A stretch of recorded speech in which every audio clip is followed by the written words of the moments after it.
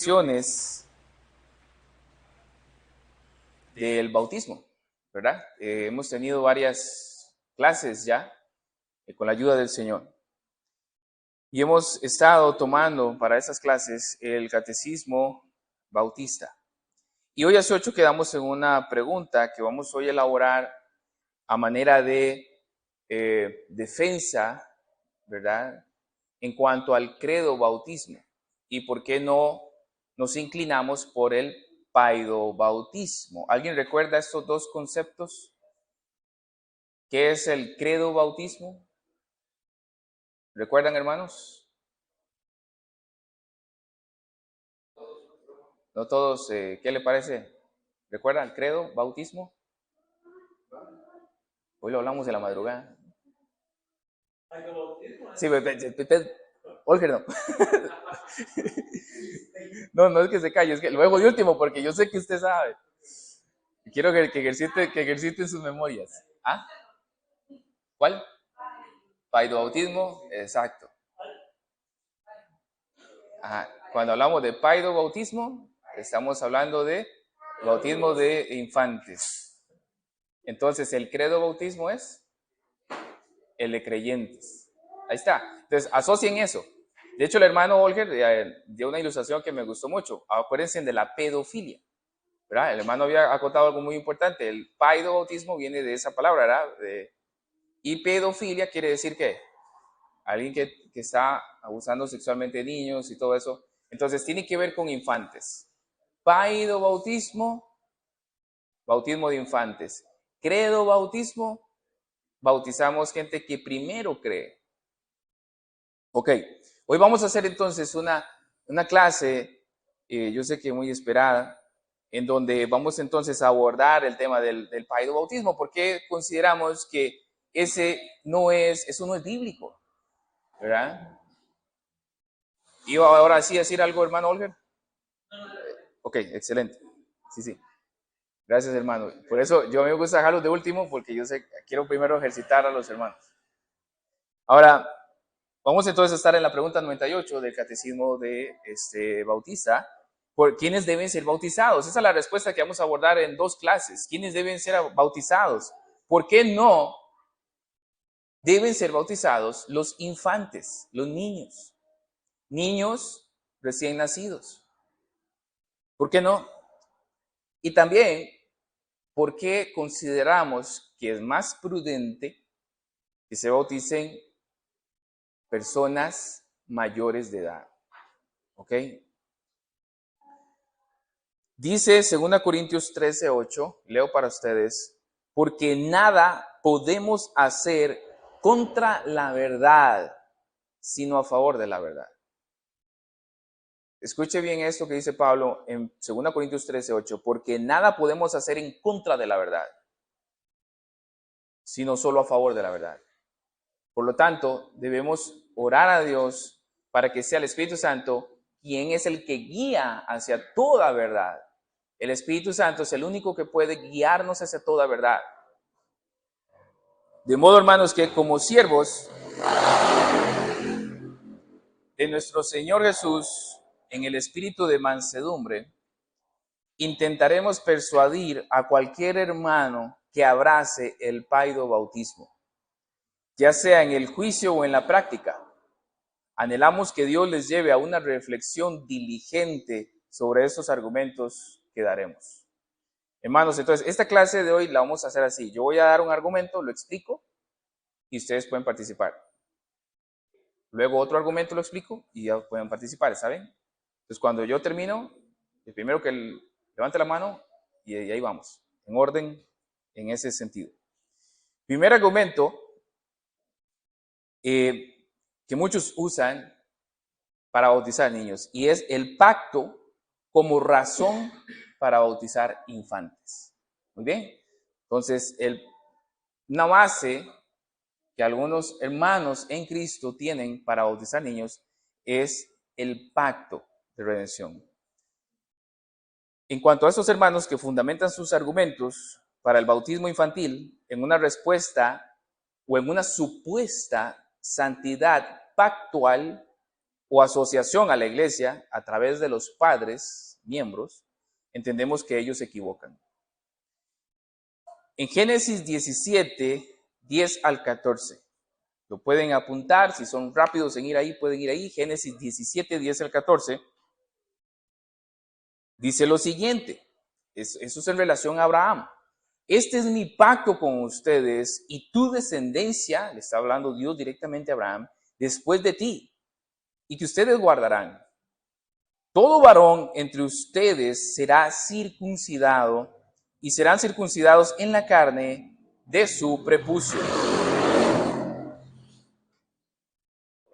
Y esto será la señal de mi pacto con ustedes.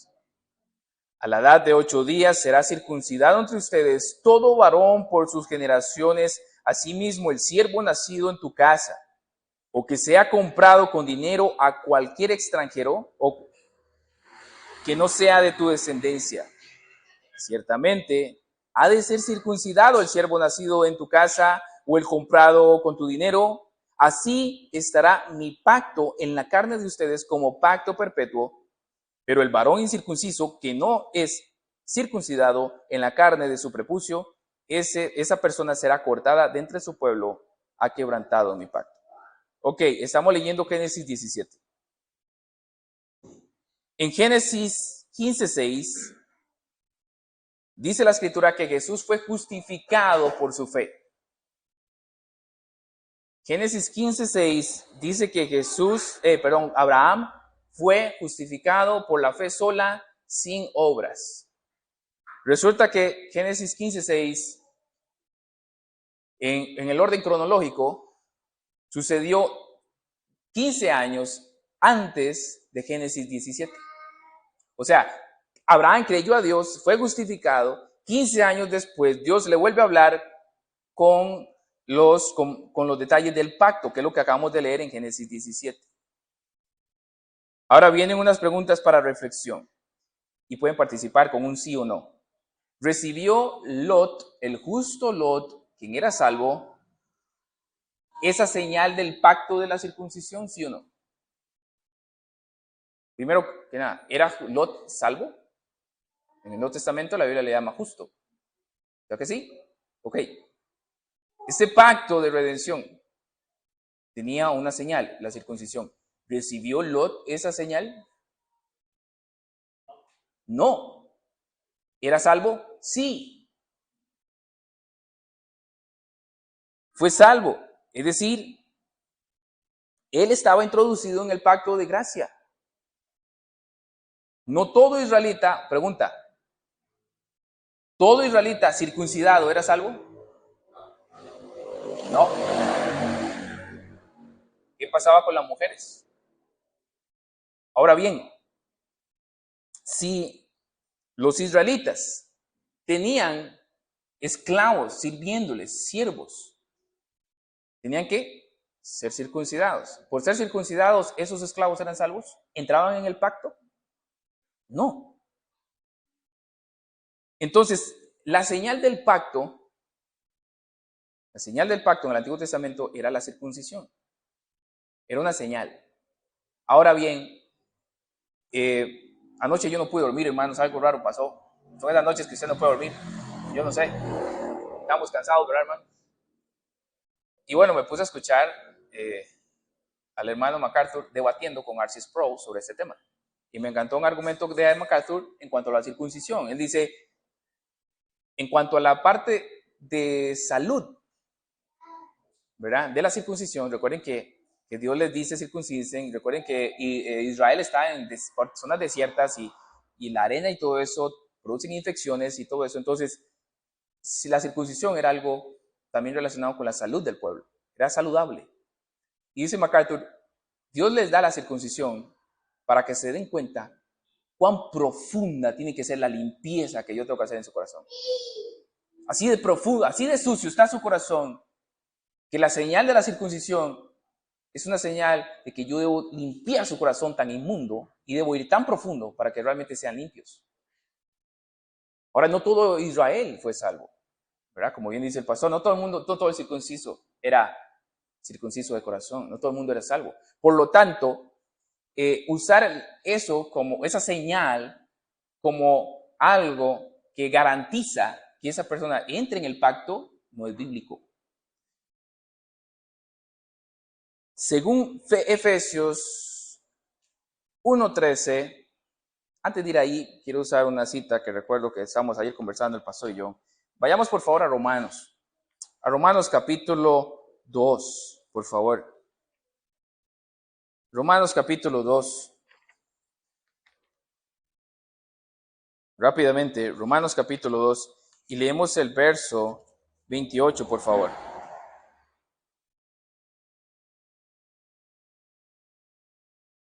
¿Ok? Pues no es judío el que lo es exteriormente. ¿Qué está diciendo ahí? Porque a usted lo hayan circuncidado a los 8 años, eso no quiere decir que usted es un verdadero judío. Ese es el argumento de Pablo, una carta a una iglesia que está compuesta por judíos y gentiles, y Pablo está siendo bien directo y les dice, no se equivoquen. Ustedes no son hijos de Abraham por simplemente venir de descendencia de Abraham. Ustedes no son circuncisos por ser circuncidados de niños, por haber sido circuncidados. ¿Quién es? Dice, ni es la circuncisión la que se hace exteriormente en la carne. Verso 29. Sino es un contraste ahí, que es judío. El que lo es, ¿en dónde? En lo interior. Y la circuncisión es la del corazón, en espíritu, no en letra, la alabanza del cual no viene de los hombres, sino de Dios. Si usted lee ese mismo texto en otra versión, como por ejemplo la Nueva Traducción Viviente, la estoy buscando por acá, ella dice lo mismo, pero en diferentes palabras un poco más específicas o más claritas. Dice, pues no es un verdadero judío solo por haber nacido de padres judíos. Ojo, usted no es cristiano por nacer en cuna cristiana. Es lo que está diciendo aquí Pablo. Usted no es judío porque sus papás eran judíos y le practicaron la circuncisión. Ni por haber pasado por la ceremonia de la circuncisión. No, un verdadero judío es aquel que tiene un corazón recto a los ojos de Dios. La verdadera circuncisión no consiste meramente en obedecer la letra de la ley, sino que es un cambio en el corazón producido por el Espíritu, y una persona con un corazón transformado busca la aprobación de Dios, no la de la gente. Entonces, no precisamente el que estaba circuncidado en el Antiguo Testamento entraba en una relación de pacto con Dios. Solo aquel el cual Dios había circuncidado el corazón. ¿Cuál es, por otro lado, la verdadera señal de una relación pactual que es clara en el Nuevo Testamento que Dios nos da? Ahora sí, podemos ir a Efesios 1:13 rápidamente.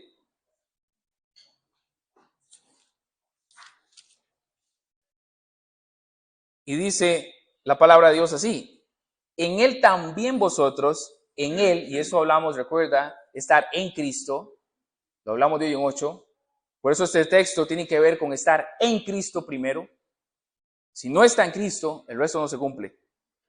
Viene diciendo, en él también vosotros, habiendo, ¿qué pasó primero? Oído, escucharon el evangelio. Oído la palabra de verdad, el evangelio de vuestra salvación. ¿Y qué pasó después de haberlo oído? Lo creyeron. Fuiste sellados del Espíritu Santo de la promesa. Esa es la señal real de que alguien está en una relación pactual con Dios. Si no hay un sello del Espíritu Santo primero, no hay una relación pactual con Dios. Y si no hay una relación pactual con Dios, no debe ser sumergido en el bautismo, punto. Punto. El mismo Efesios capítulo 4, verso 30.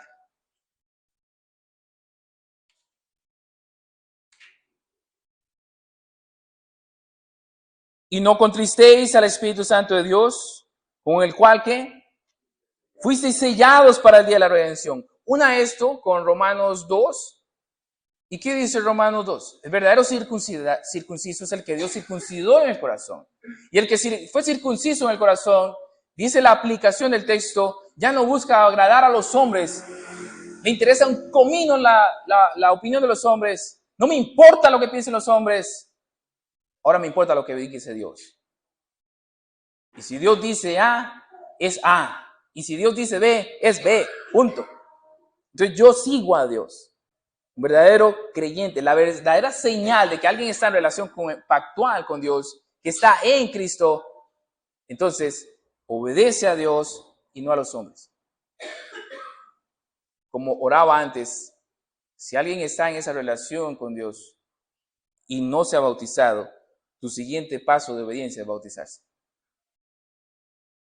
Entonces, si hemos sido sellados con el Espíritu Santo, vamos a manifestar el fruto del Espíritu Santo, no a una perfección. Solo Cristo los mostró a la perfección, pero se manifiestan y van madurando. Entonces, si alguien dice, yo creo, pero no hay fruto, realmente no crees. Dices que crees, pero no lo vemos, perdónanos. Y el punto es que entonces un infante jamás, como vimos en Efesios 1:13, para tener la verdadera señal de que está en relación pactual con Dios, tienen que oír. Y usted dirá, sí, ellos oyen, sí, pero todavía no creen porque todavía no entienden. Porque para estar sellados tienen que oír, y ese oír es con fe, creer en el Evangelio. Un niño no tiene discernimiento de nada, ¿verdad? El mío, Timoteo, ahí a veces dice agú, y ya, no entiende nada. Él no entiende nada. En la madrugada me da risa porque yo lo agarraba, luego mi esposa y a mí me da risa verlo porque hacen con él lo que, o sea, hacemos con él lo que nosotros queramos. Y él nada más ahí, uy, voy de aquí, voy para allá. Lindo, ¿verdad? Tener niños.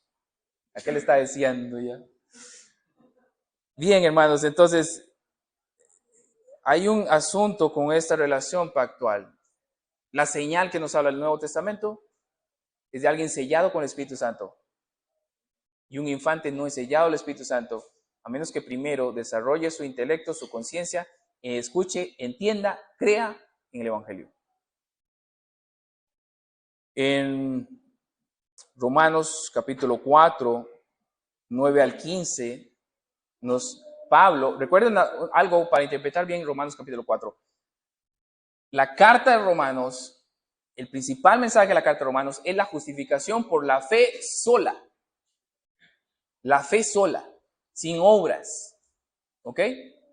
Y la intención para mí segunda de la carta de Pablo a los Romanos es refutar, es demostrar que esta justificación por la fe sola está disponible y está siendo aplicada tanto para judíos como gentiles sin distinción alguna. Ese es el argumento de Pablo. Ya dejen de tener ese espíritu nacionalista de que somos el Israel de Dios. Pablo dice, no, olvídense de eso. El verdadero Israel de Dios es el circunciso de corazón.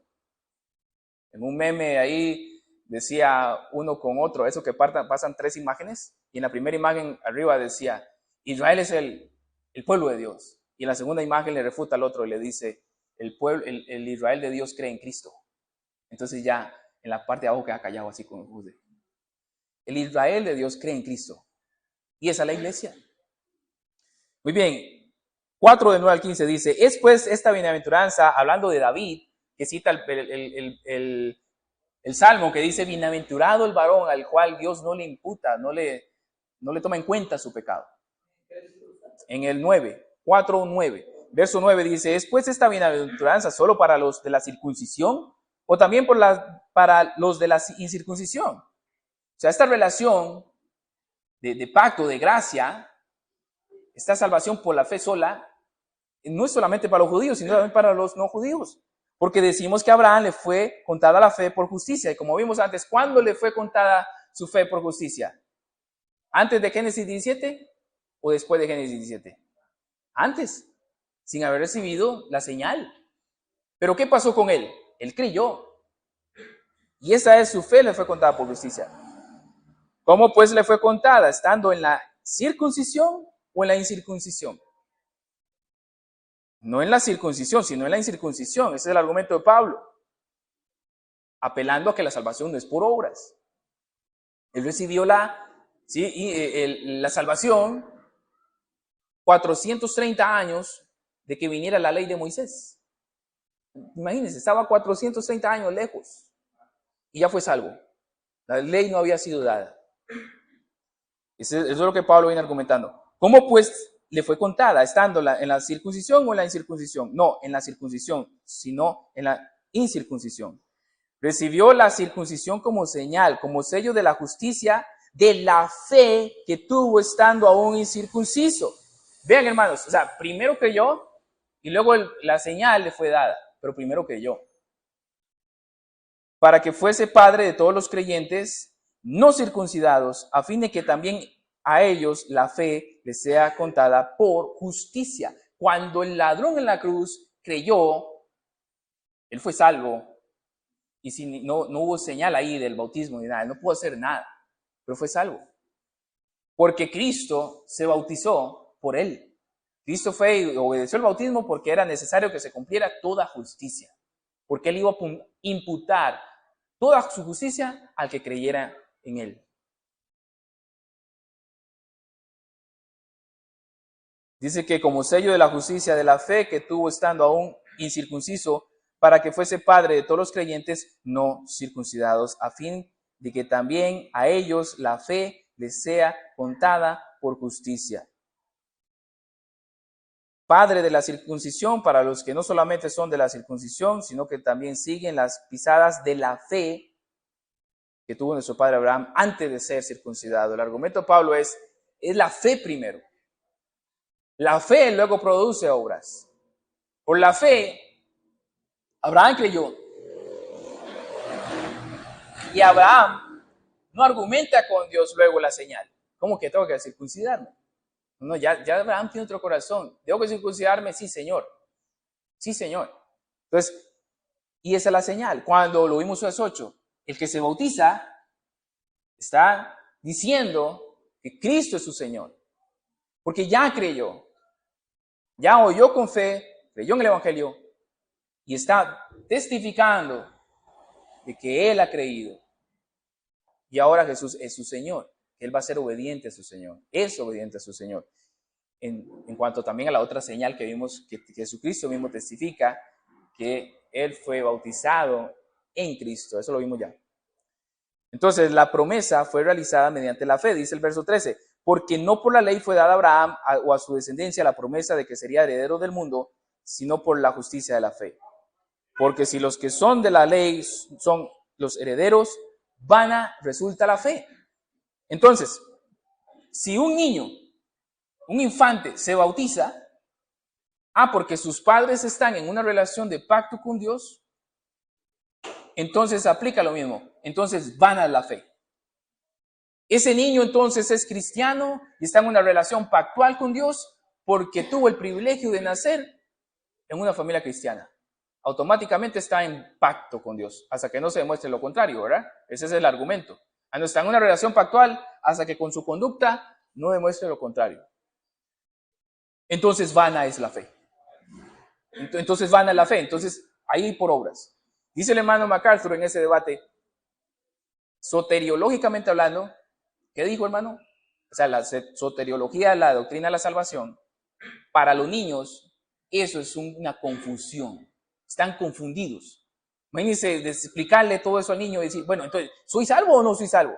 ¿Estoy en una relación de pacto con Dios o no? Entonces, la fe, resulta la fe en ese caso. Si un niño entra en el pacto de gracia por haber nacido en cuna cristiana, entonces vana es la fe. Primer argumento, hasta ahí. Comentarios, preguntas. Y yo creo que hoy no me va a dar tiempo, hermanos. Me quedan 13 minutos de lección. Sí, sí. Necesito que sea pregunta o comentario rápido para avanzar. Pues si me recapitula todo, imagínense. Entonces, la circuncisión que vemos en Génesis 17 es una señal de pacto con Abraham, porque ese pueblo iba a venir del siguiente. Ahora, Cristo va a venir ahí. Amén, amén. Tenemos que entender entonces que la circuncisión fue una señal externa a los 8 días que se le aplicaba tanto a judíos, hebreos, como a los de la casa. Pero no era para salvación. Ese es el hebreo que había. Ese es el hebreo que tiene nuestro cristiano. Porque esa señal de pacto es una señal para los niños. Ahora, quería hacer un comentario muy breve. En el Catecismo de Heidelberg, en el inciso del domingo 27, página 74, curiosamente ahí sí se reconoce el bautismo niño. Creo que por eso diste un giro al bautismo, al catecismo bautista, ¿cierto? Sí, así es. Nada más que yo noté eso, que aquí sí se acepta el bautismo niño. Sí, correcto. Y ese es el catecismo que ellos Estados Unidos. Sí. No se nos pasó. Sí, es triste eso, hermano. Pero sí. Pero para que quede claro eso. Sí. El argumento de Pablo en Romanos 4. Amén. Es que la persona que tiene fe es parte del pueblo de Dios. Amén. No la circuncisión. Ajá. Esa porque eran los niños para poder ser pueblo de Dios como con fe. Amén. Por el otro lado, en Romanos 3, Pablo dice: incluso los judíos circuncidados, ellos están excluidos del pacto verdadero de Dios. En el Antiguo Testamento, la circuncisión era una sombra de lo que verdaderamente iba a venir como un verdadero pacto para la salvación. La circuncisión es una sombra de la circuncisión del corazón. Amén. Lindo, ¿verdad? Entonces el argumento de Pablo, como bien decía el hermano, es que la circuncisión no es nada si no hay fe. Entonces debe haber primero fe y luego una manifestación de la señal, que en el Nuevo Testamento es el bautismo. También recuerden que cuando Cristo viene, ya se abre y ya se revela el Evangelio. Ya empiezan en capítulo 10 de Hechos y el capítulo más adelante, ¿verdad? Que empiezan a entrar primero los samaritanos, creo que en el capítulo 10 empiezan a creer, y luego los gentiles. Entonces ya la circuncisión no sirve, eso cesa totalmente, ¿ok? Y todo lo que vemos en la palabra de Dios es que es la fe sola, por la fe sola que hay salvación. Nadie entra en una relación pactual por ser bendecido y entrar en una familia que está en una relación pactual. Segundo argumento, me quedan 9 minutos. La santidad como razón para el bautismo de infantes. 1 Corintios 7:14. Es un texto que se malinterpreta en ese sentido. 1 Corintios 7:14. Porque el marido incrédulo es santificado en la mujer y la mujer incrédula en el marido, pues de otra manera vuestros hijos serían inmundos, mientras que ahora son santos. Entonces ellos dicen, ven, ahí está. Ellos están en una relación de pacto por ese texto. Resulta que ese texto no afirma que un infante adquiere privilegios espirituales por tener un padre o una madre creyente. La fe personal es intransferible. Yo no le puedo transferir fe a mi esposa, ni mucho menos a mis hijos. Mi fe Dios me la dio a mí. Yo debo ejercitarla para mí. ¿Qué es lo que está pasando en ese texto? Venían el evangelio a las ciudades y en las familias uno creía y el otro no. Piense en la esposa o el esposo. Entonces Pablo dice, no se separen. Es el asunto ahí, no se separen. Si él consiente o ella consiente en vivir con vos, no se separe. Sin embargo, si el no creyente quiere dejarla porque su fe, ella para nos llamó Dios. Y entonces Pablo viene a decir, ¿no sabes qué? Y empieza a argumentar el capítulo 14, porque el marido incrédulo es santificado en la mujer. Entonces, hermanos, la palabra clave es santidad. ¿Qué es santidad? Fácil. Que no sea Jorge ni el pastor. Santidad, ¿qué es? ¿Qué es santidad? ¿Ah? ¿Y qué es ser santo? ¿Ah? Sí, Exacto. Hemos sido apartados de la masa de las personas para Dios. Y santidad es santificado, ¿sabes? ¿Cuál es el verbo ahí? Está siendo santificado. Entonces, una persona que ya tiene una santidad posicional, ya ha sido apartado, ya es santo, ya es lavado con la sangre de Cristo, ya es purificado, ya Dios lo ve con la justicia de Cristo imputada, esa persona va siendo conformada a la imagen de Cristo. El texto no está diciendo que porque una esposa o un esposo es creyente y el otro no, como yo soy creyente, entonces usted que no es creyente va a ser formado conforme a la imagen de Cristo. Eso no es así. Eso no es así. Entonces, si yo soy creyente, y como yo soy creyente, mis hijos van entonces a ser transformados conforme a la imagen de Cristo. Van a ser santificados. Están en el proceso de santificación progresiva. Eso no es así. La santidad tampoco es transferible. Entonces, lo que Pablo sí dice es que la influencia del creyente será mayor sobre el no creyente y aún mayor sobre sus hijos.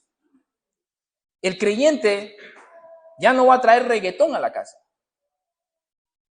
Ahora trae himnos. El creyente ya no va a estar leyendo literatura basura. Ahora trae la Biblia. El creyente ahora ora en la cena. El creyente ahora se levanta invocando la presencia de Dios. El creyente ahora confronta al otro cónyuge con la ley de Dios. Lo evangeliza, trae el evangelio a la casa. Entonces, en ese sentido hay influencia. Y el creyente va a hacer piedra de tropiezo a aquel que quiere ir pecando y trayendo pecado y más pecado a la casa.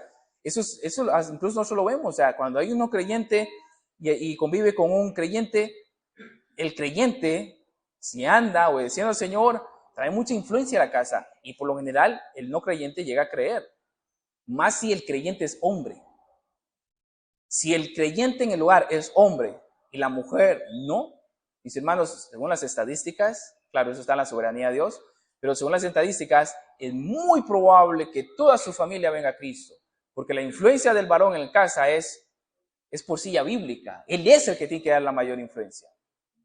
Pero eso no quiere decir que yo le voy a transferir mi fe a mi esposa ni a mis hijos. Es lo que está diciendo el texto. Entonces, los padres van a criar a sus hijos con el temor de Dios. Ayer teníamos un devocional, Nehemías y yo, sobre Proverbios. Y él me decía, ¿qué es ese temor de Dios? No entendía y me costó explicarle. Pero va ahí, mi hijo, es guardar los mandamientos. Usted me respeta a mí, sí, pero yo te amo, sí, pero usted me respeta, sí, ok, igual con Dios. Lo amamos, es una relación de respeto, pero también de miedo, porque Él es un Dios de ira. Entonces va en relación a los mandamientos, el tener temor de Dios, que yo guardo mis mandamientos. Entonces, ustedes saben, tenemos los mandamientos ahí en una pared de mi casa, porque son los mandamientos lo que Él necesita escuchar, porque va de la mano con la santidad de Dios, lo condena y a la vez puede abrazar a Cristo, ir con los brazos abiertos a Cristo Jesús. Entonces hay influencia en ellos, pero yo no le puedo transferir mi fe a Él. Yo no puedo hacer una transacción de fe. Entonces ese texto no está diciendo nada de eso. Así como el padre, ahora note este argumento. El argumento de ellos es, como hay un padre creyente, entonces el niño está en una relación de pacto, por lo tanto es válido el bautismo de infantes. ¿Ok? Si es así, entonces ¿por qué no es válido también bautizar al no creyente? Si es lo mismo. El escenario es un creyente con hijos no creyentes ni el padre creyente. El argumento de ellos es, entonces el hijo sí se puede bautizar porque está siendo santificado. Entonces, ¿por qué el adulto no? ¿O por qué el adulto también? Entonces el adulto también debería ser bautizado. Y nadie va a bautizar a un incrédulo, ni el incrédulo va a dejar que lo bauticen. Entonces ahí tiene que aplicar las dos cosas para ambos. Pero para el mayor de edad no aplica. Entonces ese argumento se cae. La santificación de todos los hijos y de cada creyente por esta ordenanza, o sea, el bautismo, o de cualquier otra manera que no sea el nuevo nacimiento, la escritura está en completo silencio. La santidad inicia en alguien, esa santidad progresiva, cuando hay un nuevo nacimiento, de otra manera no hay santidad. Y la Biblia entonces calla en cuanto a un infante se reciba santidad por estar en una relación que sus padres tienen una relación pactual. La Biblia es clara, o naces de nuevo o no eres santo. O naces de nuevo o no vamos a ver en ti santidad progresiva. Si no naces de nuevo, no estás en la fe. No es válido ese bautizo. No tiene sentido, no tiene argumento bíblico ni peso bíblico. Si esta santidad de nacimiento califica a todos los hijos de cada creyente para la ordenanza del bautismo, ¿por qué también entonces no todas las otras ordenanzas? Para la cena del Señor, por ejemplo, porque se han practicado juntos durante mucho tiempo. O sea, si un niño es bautizado, entonces el niño debería también ser partícipe de la Santa Cena. Porque son ordenanzas, van de la mano.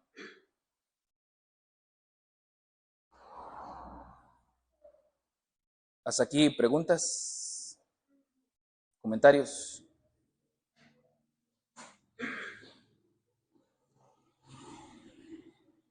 No, pastor.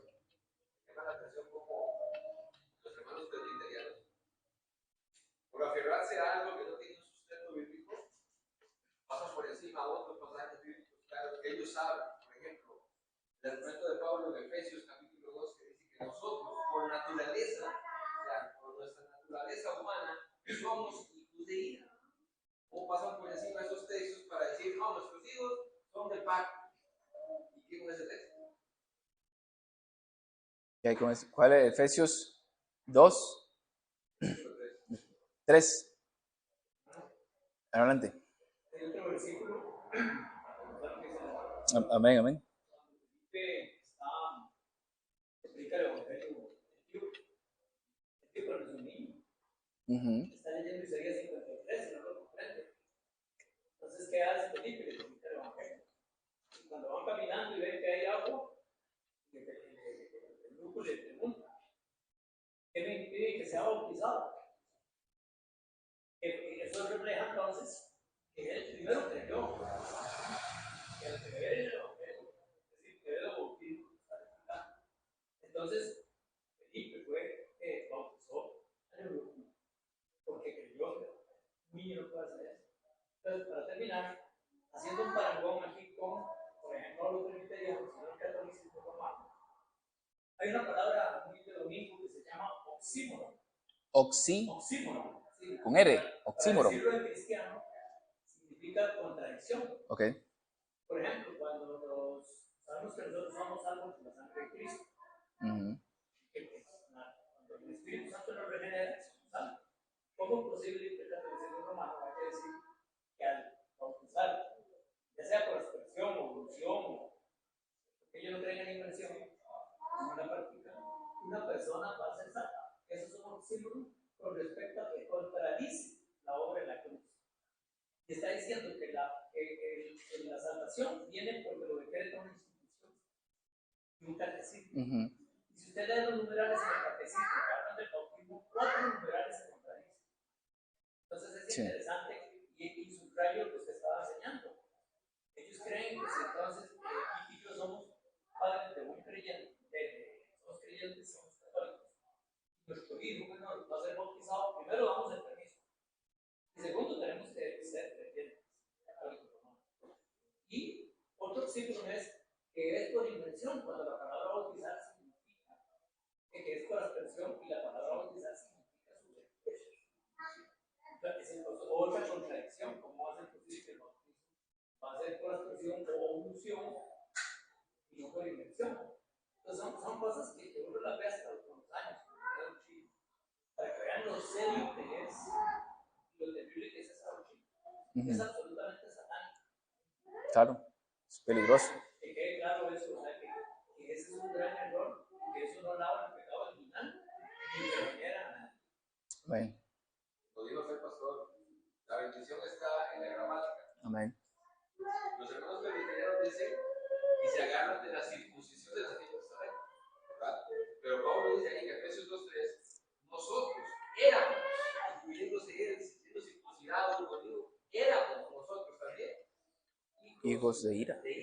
Por nuestra naturaleza. Por nuestra naturaleza pecaminosa. Es interesante porque todo esto contradice la doctrina de la depravación radical o total. Por eso les digo, soteriológicamente hablando, según la doctrina de la salvación, para los hijos eso es confuso. ¿Cómo me dices que yo soy depravado y que estoy bajo la ira de Dios, y lo soy porque soy un rebelde, pero por otro lado estoy en una relación de pacto porque ustedes sí son creyentes? Es un colocho. Es confuso lo que se siembra. Hermana Evelyn, hermano David. Que nos quede claro entonces que eso no quiere decir que no le vamos a hablar a los niños pequeñitos, que hablar con ellos y explicar, que ellos vayan creciendo y aprendiendo poco a poco en esto, ¿verdad? A mí me enseñaron, aparte, a mí me enseñaron que el bautizo es un acto de obediencia, no es universal, no lo va a salvar a usted, es un acto de obediencia. Ajá. Pero sí que es un acto de Pero, perdón. que sí, a mí me enseñaron que el bautizo no es que yo voy a salvarme si me bautizo, sino que es un acto de obediencia. Una vez yo siendo salva, tomo el paso de bautizarme como acto de obediencia. Amén. Así es. Y me robó la aplicación porque iba a cerrar con eso. Pero ahorita lo refuerzo. Nada más una pregunta, hermano. Es que yo sí, ahora que esta semana estaba eso, yo me quiero a ver, investigar un poco más, para no venir tan no. Porque si no me fue muy claro la edad. O sea, es algo que no lo escuché, por ejemplo, de un pastor decir que a los 12 años, para bautizar a una persona, ya era una edad, que el niño a los 2 años ya ha creído y había. Pero digamos, no me quiero quedar con eso, quiero preguntarle a la iglesia, ¿y ustedes sobre la edad? Sí, Sobre la edad. la edad. Porque, por ejemplo, Miguel Núñez fue uno que escuché decir de 12 años, Sí. era una adecuada. Hay un... No íbamos a entrar ahí, pero a razón de su pregunta, y lo vamos a ir elaborando más, pero voy a darle el argumento más fuerte para mí y yo creo que también para el hermano Pastor Diego. El asunto de la disciplina eclesiástica. O sea, cuando un niño se bautiza, es algo serio, porque también, como lo vimos la otra vez con el hermano Olger, ¿verdad? Que preguntó sobre la membresía. Cuando se bautiza, forma ser parte de la iglesia, por lo tanto tiene los mismos privilegios y la iglesia tiene las mismas responsabilidades para con esa persona. Entonces, el niño debe someterse, si es necesario, a una disciplina eclesiástica, si es necesario. Entonces, es complicado trabajar con él es miembro particular como persona. Entonces, ¿cómo vamos a aplicar una disciplina y hay padres involucrados? Y el niño, si se sabe por la psicología, y en ese sentido la psicología nos da cosas que son verdad, el adolescente fluctúa, pasa de un estado eufórico a un estado de depresión en una hora. Es inconstante. También debemos ser imparciales, ¿verdad? Lo puedo agarrar, hermano, por ejemplo, hermano Ian. Mi hermano Ian, que sus papás están acá, con él no sería complicado, ¿verdad? Tenemos papás maduros y todo eso. Pero también tendría que entonces dársele chance a un joven que venga acá y viene sin papás y él es creyente y todo. Y cómo le vamos a aplicar la disciplina a ese niño y se va a hacer y los papás no son creyentes, no entienden. Y de repente ese niño tal vez, como hoy está tan de moda y hay tanta influencia, a la tendencia de cambiar de género y cambiar su mentalidad y ahora yo soy una mujer y ahora ese niño dice yo soy mujer. No, eso no es así. O me aceptan como mujer o los demando. Y aunque nosotros sabemos que el gobierno es una institución y la iglesia es otra, el mundo no le importa. Al mundo no le va a importar que alguien así vaya y demándenos y quiénes van a ir al juicio. Diego y yo.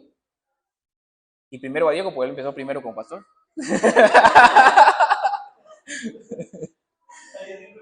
Sí, yo le digo, no, hermanos, entonces es complicado. Es complicado y ese es el mayor argumento que yo tengo, o sea, la disciplina eclesiástica. Él empieza una relación de compromiso con la iglesia y todo, para todos es parejo. Entonces, es complicado. Ejemplo, pongamos que este joven adolescente es creyente, que esa la membresía se acepta, viene siendo muy bien el día del Señor. padres hacen un paseo y le obligan a ir con ellos. Y él dice, yo no puedo, yo debo ir a la iglesia, yo entiendo que al Señor.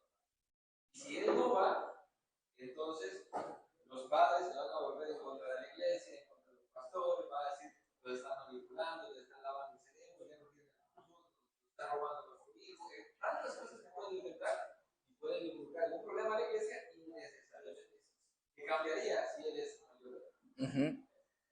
Exacto. Ve, entonces hay bastantes escenarios. Entonces, en ese sentido, consideramos que es prudente, es sano, que mejor cumpla la mayoría de edad, 18 años en Costa Rica. Entonces ya él tiene su cédula, ya es responsable y todo. Y también es más maduro, tiene más estabilidad emocional y todo eso. Lo cual, eso exacto, a eso iba yo. Lo cual, eso, que no se bautice no lo hace ni más ni menos salvo, no lo hace ni más ni menos justificado. Ya Cristo se bautizó por él. Si Cristo viene, él no va a tener ni más ni menos privilegios en el cielo porque él no se bautizó. No, todos tenemos imputado en nuestra cuenta las obras de Cristo, incluyendo el bautismo. Amén. Entonces, por eso no te preocupes, joven. Oremos por Ian. Yo creo que Ian quiere, ¿verdad?, bautizar, se ha manifestado eso. Y yo no tengo ningún argumento en contra. Pero, hermanito, Ian, si ya Cristo te salvó, Cristo te imputó esa obra. Ten paciencia, espéranos. El tiempo se va rápido. Cuando tenga 18, usted va a querer desear a los 9. Los viejos sabemos eso. Más si llegas a los 40. Mis hermanos, entonces, si Dios lo permite, de hoy en 8, vamos a ver un tercer argumento que es la familia como la razón para el bautismo de infantes. Y vamos a ver Hechos capítulo 2, Hechos capítulo 10, Hechos 16, 1 Corintios 16, etc.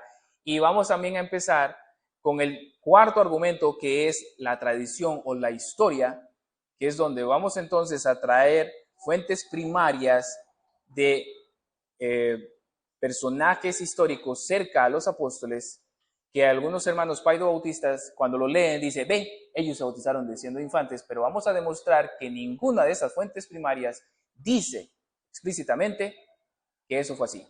Ahora bien, un argumento para terminar en cuanto al bautismo de infantes que es importantísimo. En la Biblia no vemos ni un solo bautizo de infantes. Sencillo. Si vemos a gente circuncidada, hombres, pero ni un ejemplo de bautismo de niños, ni uno. Eso lo vamos a ver. Yo voy de hoy en 8. Hay uno que ellos dicen, pero es que vea, Jesús dijo, dejad a los niños venir a mí, no se lo impidáis. Pero en el contexto está hablando Jesús de otra cosa. Y no dice ahí que sus padres eran creyentes, los de esos niños. Más bien dice que debemos ser como ellos que creen. ¿Verdad? Ahí el contexto lo podemos traer también de hoy en 8 si Dios quiere ese texto. Hermanos, con conclusión, agarrándome de lo que dice la hermana, nosotros creemos entonces en el credo bautismo. Credo bautismo es que debes escuchar el evangelio, entenderlo, comprenderlo intelectualmente, y el Espíritu Santo te va a dar un nuevo corazón para creerlo de verdad, de verdad. Y entonces puedes bautizarte. Ese es el credo bautismo. Primero escuchas, crees, te puedes bautizar.